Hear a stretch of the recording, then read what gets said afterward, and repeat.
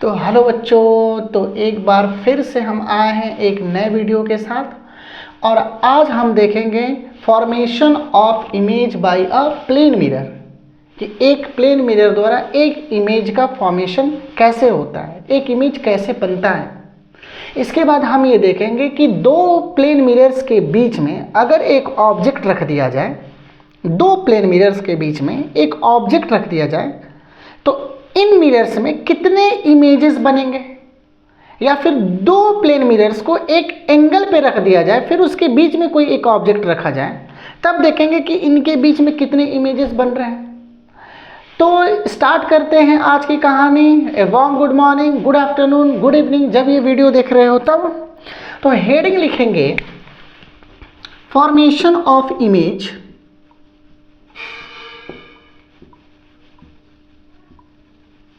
Bye a plane mirror, कि एक plane mirror द्वारा इमेज कैसा बनता है। Formation of image by a plane mirror. अच्छा, थोड़ा सा रिकैप कर लेते हैं कि हमने क्या पढ़ा था। तो हमने पिछली वीडियो में देखा था reflection of light, reflection of light, कि यहाँ पे एक प्लेन मिरर हुआ और एक इस पर एक लाइट इंसिडेंट करते हैं। ये जो लाइट आ रही है इसको हम कहते हैं इंसिडेंट रे। अच्छा, एक चीज़ और बता देते हैं, इंसिडेंट रे को हिंदी में कहते हैं आपतित किरण, जो किरण आ रही, आपतित किरण। अच्छा, ये रे इस पर स्ट्राइक करने के बाद रिफ्लेक्ट हो जाएगी, क्योंकि इसका जो मिरर का बगल वाला सरफेस है वो कॉटेज है। ठीक, ये जो लड़के बाहर जा रहे इसको हम कहते हैं रिफ्लेक्टेड रे, परावर्तित किरण। ठीक है। अच्छा, जिस पॉइंट पर इंसिडेंट हो रही उस पॉइंट पर सरफेस के परपेंडिकुलर, सरफेस के परपेंडिकुलर, तो सरफेस के परपेंडिकुलर एक लाइन ड्रॉ करो जिसको हम क्या बोलते हैं, नॉर्मल। क्या बोलते हैं, नॉर्मल। नॉर्मल को हिंदी में कहते हैं अभिलंब, नॉर्मल। और इंसिडेंट रे नॉर्मल के साथ जो एंगल बनाता है उसको आई कहते हैं। रिफ्लेक्टेड रे नॉर्मल के साथ जो एंगल बनाते हैं उसको क्या कहते हैं, आर। तो इंसिडेंट रे, रिफ्लेक्टेड रे और इंसिडेंट रे, रिफ्लेक्टेड रे और नॉर्मल, तीनों के तीनों एक ही प्लेन में होते हैं। दूसरी, एंगल ऑफ इंसिडेंस और एंगल ऑफ रिफ्लेक्शन दोनों आपस में क्या होती है, बराबर होती है। अच्छा, अगर रे नॉर्मली आए इस मिरर पर, मान लेते हैं कि ये मिरर है और रे नॉर्मली आए इस मिरर पर, तो नॉर्मली आता है तो नॉर्मली रिफ्लेक्ट भी हो जाता है। मतलब नॉर्मली आया, जैसे ये मिरर हुआ और रे इस पर आ रही परपेंडिकुलर ऐसे, तो इस पर लड़ने के बाद परपेंडिकुलर वापस हो जाएगा। आई 0 होती है तो आर भी 0 हो जाएगा, क्योंकि आई बराबर आर होता है। इतनी कल बात हम किए थे। चलो, तो हेडिंग लिखेंगे formation of image by a plane mirror, by a plane mirror. मान लेते हैं कि ये प्लेन मिरर है एक, और इस मिरर के सामने मान लेते हैं कि ये एक पॉइंट मास ऑब्जेक्ट है, एकदम छोटा सा, एकदम छोटू सा ऑब्जेक्ट है।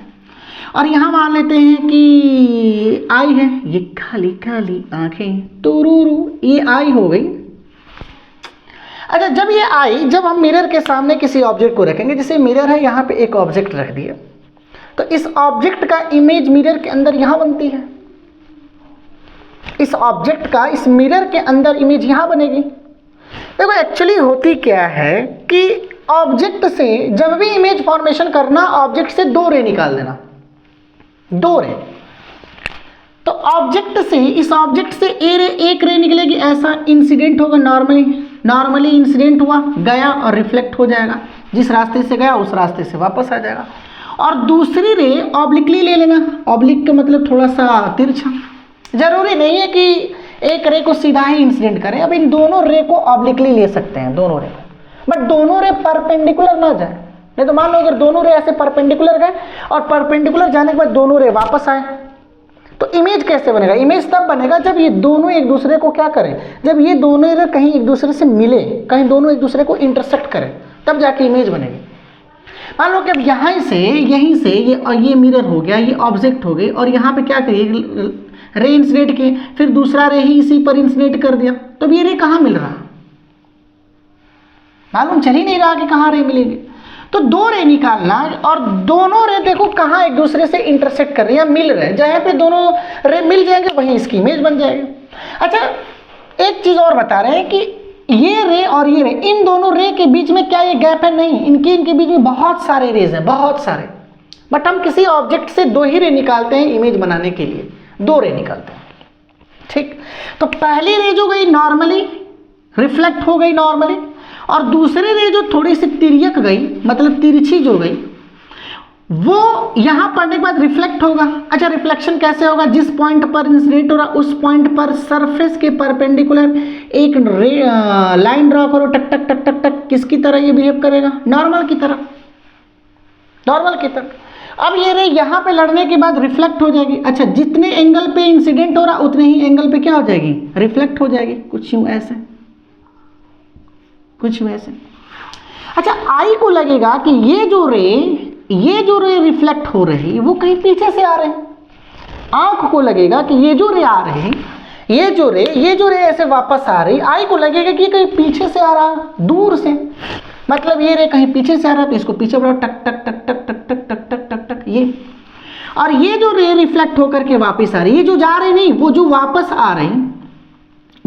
आ रही उसको पीछे बढ़ाओ, तो ये रे पीछे बढ़ाने पे यहां मिल रहा है। इसका मतलब ऑब्जेक्ट की इमेज यहां पे बन गई।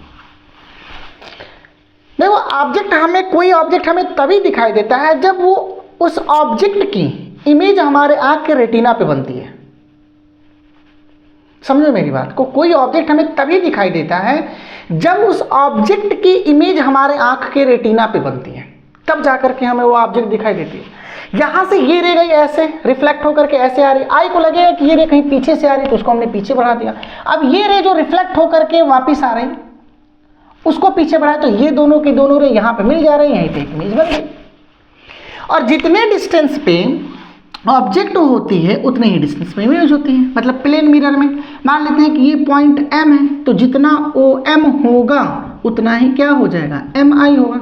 अगर ये 2 सेंटीमीटर है तो ये भी कितने का होगा? 2 सेंटीमीटर। ये 2 सेंटीमीटर का है तो ये भी कितने का होगा? 2 सेंटीमीटर। बन गया इमेज। अच्छा आप प्रूफ कर देते हैं कि जितना ऑब्जेक्ट की डिस्टेंस होती है उतनी ही डिस्टेंस किसकी होती है? इमेज की होती है। मतलब MO इज इक्वल्स टू कितना होता है? MI होती है। आओ इसको प्रूफ करते हैं। प्रूफ इस पॉइंट को हमने मान लिया कि ये पॉइंट कितनी है? M, और इस पॉइंट को हम मान लेते हैं कितना है? ये पॉइंट जो है वो A है। मान लो, मानने में क्या है? अच्छा एक बात बताओ, ये कैसा रे है? Incident ray. ये क्या है? नॉर्मल। तो इंसिडेंट रे नॉर्मल के साथ जो एंगल बनाता है उसको क्या बोलते हैं? Angle of incident. मान लेते हैं ये एंगल ऑफ इंसिडेंट थीटा है। अच्छा ये नॉर्मल है, ये रिफ्लेक्टेड रे है, तो नॉर्मल के साथ रिफ्लेक्टेड रे जो एंगल बनाता है उसको क्या बोलते हैं? Angle of reflection. तो ये थीटा है, तो ये भी थीटा हो गया। अच्छा थोड़ी ध्यान से देखो तो ये जेड बन रहा, खचक खचक खचक, टक टक टक। देखो जेड बन रहा, ट्र ट्र ट्र, जेड बन रहा। और जेड फॉर कैसा होता है? Alternate angle. तो अगर ये थीटा है तो ये भी कितने का हो जाएगा? थीटा का। Alternate angle, alternate angle. अच्छा अल्टरनेट एंगल को क्या बोलते हैं? अल्टरनेट एंगल को कहते हैं एकांतर कोण।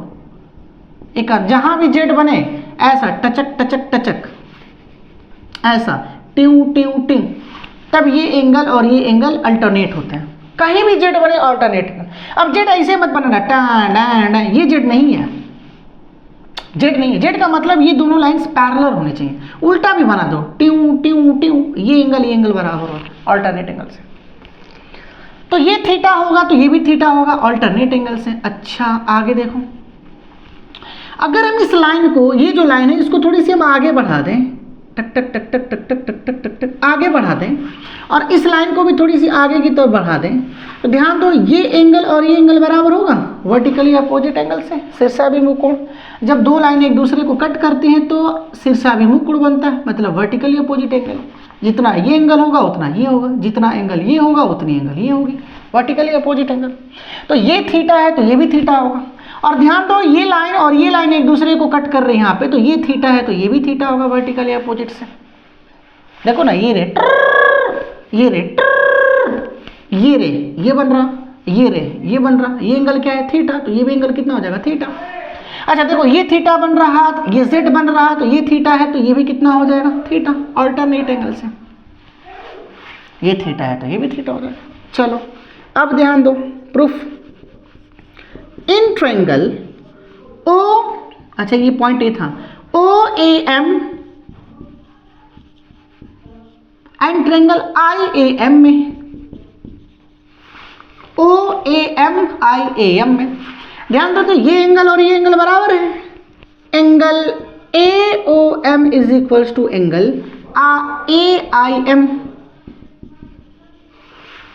और ये 90 डिग्री का है, 90 है, ये भी कितने का 90 है। Angle A M O is equals to angle A M I, दोनों 90 डिग्री के। और ये वाली जो साइड तुमको दिख रही ए एम, ये वाली जो साइड दिख रही तुमको ए एम क्या दोनों ट्रायंगल में कॉमन है? देखो टचक टचक टचक ये ट्रायंगल बन रहा, टचक टचक टचक ये ट्रायंगल बन रहा, तो इस ट्रायंगल में और इस वाले ट्रायंगल में ये दोनों में कैसा दिख रहा? कॉमन दिख रहा। तब ये दोनों के दोनों triangle O A M congruency हो जाएगी ट्रायंगल आई ए एम के, और जब कॉन्ग्रुएंसी होगी तो सीपीसीटी से ये दोनों क्या हो जाएंगे? ओ एम बराबर आई एम बाई सीपीसीटी से। प्रूफ हो गया। जितने डिस्टेंस पे ऑब्जेक्ट उतने डिस्टेंस पे इमेज। समझ में मेरी बात है? अच्छा देखो जरूरी नहीं है कि हमने जो पहला रे दिखाया था वो परपेंडिकुलरली इंसिडेंट कर दो, नहीं, ऑब्लिक भी, दोनों रे को ऑब्लिक ले सकते हो, लेकिन ये जरूर याद रखे रहना कि एक रे ऑब्लिकली होनी चाहिए, एटलीस्ट वन रे शुड बी ऑब्लिक। दोनों रे को परपेंडिकुलर नहीं ले सकते, दोनों रे ऑब्लिक हो सकती है बट दोनों रे परपेंडिकुलर नहीं हो सकता, नहीं हो सकता। अच्छा ऑब्लिकली देख लो, इंसिडेंट कर सकते हैं, ऑब्लिकली इंसिडेंट कर लो। जैसे मान लो कि ये प्लेन मिरर है, ट्यू ट्यू ट्यू ट्यू ट्यू ट्यू ट्यू ट्यू, यहाँ पे ऑब्जेक्ट है और यहाँ पे मान लेते हैं कि आँख है, और एक रे यहाँ पे इंसिडेंट करो टचक, एक रे यहाँ पे इंसिडेंट करो टचक। अब ये दोनों रे क्या हो गया? यहाँ पे लड़ने के बाद पार नहीं करेंगे क्योंकि तो मिरर है ये, तो ये क्या होगा? रिफ्लेक्शन होगा, तो ये रिफ्लेक्ट हो गया, ये रिफ्लेक्ट हो गया। अब ये रिफ्लेक्टेड रे को पीछे बढ़ाओ, ट्यू ट्यू, ये दोनों कहाँ कट कर रहे हैं एक दूसरे को? ये दोनों रे एक दूसरे को कहाँ कट कर रहे हैं? पीछे बढ़ाओ, इसको भी पीछे बढ़ाओ, कहाँ कट कर रहा है? यहाँ पे कट कर रहा। तो जितने सेंटीमीटर पे ऑब्जेक्ट उतने सेंटीमीटर पे इमेज बन गया। कैसे भी ले सकते हो, एक को परपेंडिकुलर एक को ऑब्लिकली ड्रा करो, बनाओ, या दोनों को ऑब्लिकली, दोनों को परपेंडिकुलर मत ड्रा करना, ठीक। इसके बाद हेडिंग लिखेंगे number of images, number of images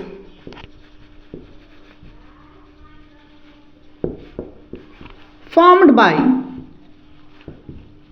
to plane mirrors, कि दो प्लेन मिरर हों और उनके बीच में कहीं ऑब्जेक्ट रख दिया जाए तो कितने इमेजेस बनेंगे। तो फार्मूला एक याद कर लेंगे, फार्मूला याद कर लेंगे, number of images is equals to 360 divided by theta, जहां थीटा क्या है? Where theta is the angle between two plane mirrors, जहां थीटा क्या है? दो प्लेन मिरर्स के बीच में, दो प्लेन मिरर्स के बीच में एंगल है। अच्छा दो फार्मूले होते हैं, 360 अपॉन थीटा, तुम एक ही याद करो, 360 अपॉन थीटा। जैसे मान लेते हैं कि एक प्लेन मिरर ये है और एक प्लेन मिरर ये है,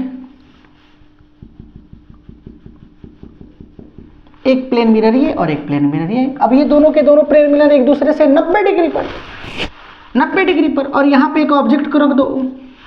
अब पूछ रहा है कि कितने इमेजेस होंगे, नंबर ऑफ इमेजेस कितने होंगे? ये 90 डिग्री, थीटा का मान 90 रखो, सो 360 अपान में 90, 0 से 0 कटा 4। अगर, अब थोड़ी ध्यान दो, ध्यान दो, अगर दो प्लेन मिरर्स के बीच का, इसको हटाओ, अगर 360 को थीटा से डिवाइड करने के बाद, 360 को थीटा से डिवाइड करने के बाद इवन नंबर आ जाए, मतलब सम संख्या आ जाए, तब जो नंबर ऑफ इमेजेस होंगे एक माइनस करके बताओगे। और अगर 360 को थीटा से डिवाइड करने के बाद ऑड नंबर आ जाए तो नंबर ऑफ इमेजेस वही हो जाएंगे। आई अगेन रिपीट, अगर 360 को थीटा से डिवाइड करने के बाद इवन नंबर आ जाए, जैसे 360 को 90 से डिवाइड किया, अच्छा 90 क्या है तो इन दोनों मिरर्स के बीच का एंगल है, 90 से डिवाइड किया कितना आ गया 4, जो कि कैसा नंबर है, इवन नंबर। तब जो नंबर ऑफ इमेजेस होंगे, तब जो नंबर ऑफ इमेजेस होंगे वो होगा 4 - 1 3 होंगे, ठीक है। और अगर मान लो कि 360 को थीटा से डिवाइड करने के बाद ये इवन ना हो करके ऑड है, तब जो नंबर ऑफ इमेजेस होंगे वही रह जाएंगे, -1 नहीं किया जाएगा। समझ में मेरी बात नहीं? जैसे मान लो कि एक मिरर ये है और एक मिरर ये है, और इन दोनों मिरर के बीच का एंगल मान लेते हैं कितने डिग्री का है, 45, या 45 की जगह पे मान लेते हैं कि हाँ 45 मान लो। और यहाँ पे ऑब्जेक्ट है, कितने इमेजेस बनेंगे, 360 डिवाइडेड बाई 45 करो, कट रहा है 9 4 जा एंड 9 5 जा, 5 8 जा 40, तो इवन आ रहा, तो नंबर ऑफ इमेजेस 8 - 1 कितने हो जाएंगे, 7, ठीक। तो ये है इमेज फॉर्मेशन के नंबर ऑफ इमेजेस के लिए कितने इमेजेस बनेंगे, उसका ये एक फार्मूला बन गया। अच्छा ड्रॉ करके देखते हैं कि किससे इमेज बन रहा है। यहाँ पे ये एक ऑब्जेक्ट हुआ, अच्छा इस मिरर द्वारा इस ऑब्जेक्ट की इमेज यहाँ पे बनेगी। अच्छा जब भी इमेज बनाना, जितने डिस्टेंस पे ऑब्जेक्ट रहेगी उतने ही डिस्टेंस पे इमेज बना लेना। जैसे 2 सेंटीमीटर की दूरी पर है तो 2 सेंटीमीटर की दूरी पर इमेज बना लेना, और इसके बाद रे ड्रॉ करना। पहले रे ड्रॉ करके तब इमेज मत बनाना। अब 2 सेंटीमीटर की दूरी पर है तो 2 सेंटीमीटर की दूरी पर इमेज बन गया, तो ये रे गई, रिफ्लेक्ट हो गई, और दूसरी रे जो ऑब्लिकली जाएगी ऐसे रिफ्लेक्ट होगा। अब इस रे को यहाँ से मिलाओ तो बन गया एक इमेज, और इसको भी पीछे बढ़ाओ, बन गया एक इमेज। अच्छा फिर इस मिरर में इसका इमेज बनेगा, जितने सेंटीमीटर पर ऑब्जेक्ट उतने सेंटीमीटर पे इमेज। तो ये कितने सेंटीमीटर, मान लो 2 सेंटीमीटर था तो ये भी 2 सेंटीमीटर पे इमेज बन जाएगी, समझ रहे। और एक थोड़ा सा ऑब्लिक ले लो, ऐसे एक इमेज ये बन जाएगी। तो एक इमेज ये I1, एक इमेज ये I2, एक इमेज और बनेगा। देखो मिरर ये 1 और ये मिरर 2, पहले मिरर द्वारा बना इमेज दूसरे मिरर के लिए वर्चुअल ऑब्जेक्ट की तरह बिहेव करेगा। क्या मैं बोल रखा हूं, पहले मिरर द्वारा बना इमेज दूसरे मिरर के लिए वर्चुअल ऑब्जेक्ट की तरह बिहेव करेगा। देखो ना, इस मिरर को पीछे कराओ, इस मिरर को पीछे खिसकाओ, तो जब ये मिरर पीछे आएगा तो इस मिरर के लिए किसकी तरह बिहेव करेगा, ऑब्जेक्ट का। और इस मिरर को अगर नीचे खिसकाओगे तो ये इमेज इस मिरर के लिए वर्चुअल ऑब्जेक्ट की तरह बिहेव करेगा। देखो ना, इस मिरर को इधर खिसकाओ तो ये किसकी तरह बिहेव करेगा, वर्चुअल ऑब्जेक्ट का। सिमिलरली इस मिरर को नीचे खिसकाओ तो ये किसकी तरह बिहेव करेगा, वर्चुअल ऑब्जेक्ट का। और कमाल की बात ये है कि इसके द्वारा ये जो इमेज है, इसके द्वारा जो इसका इमेज बनेगा और इसके द्वारा जो इसका इमेज बनेगा, दोनों एक ही पॉइंट पे बनेंगे। देखो एक रे यहां से ड्रा करो, टैंग रिफ्लेक्ट हुआ, पीछे बढ़ाओ, टक टक टक टक टक टक। एक रे यहां से ड्रा करो, एक रे यहां से टंग, लड़ने के बाद रिफ्लेक्ट हुआ, टंग, फिर ऐसे निकल जाएगा। इसको पीछे बढ़ाओ, टंग टक टक टक टक। अब ये दोनों के दोनों रे यहाँ पे मिल जाएंगे, ये बन जाएगा I3 और I4 दोनों एक ही जगह पे बनेंगे, एक ही जगह पे। तो टोटल इमेजेस कितने बने, 1 2 और 2 यहाँ पे बन रहे हैं तो उसको 1 काउंट किया जाएगा। तो 1 2 और कितने होंगे, 3। तो नंबर ऑफ इमेजेस कितने हो जाएंगे, 3। यहाँ पे रख के देख लो, 360 डिवाइडेड अपॉन में 90, कट गया कितने बार, 4। तो नंबर ऑफ इमेजेस 4, क्योंकि इवन है सो 4 - 1 = 3। तो ये हो जाएगा नंबर ऑफ इमेजेस। तो आगे पढ़ाई करते रहो, कल हम नए वीडियो के साथ एक बार फिर से हैं। तब तक के लिए ऑल द वेरी बेस्ट।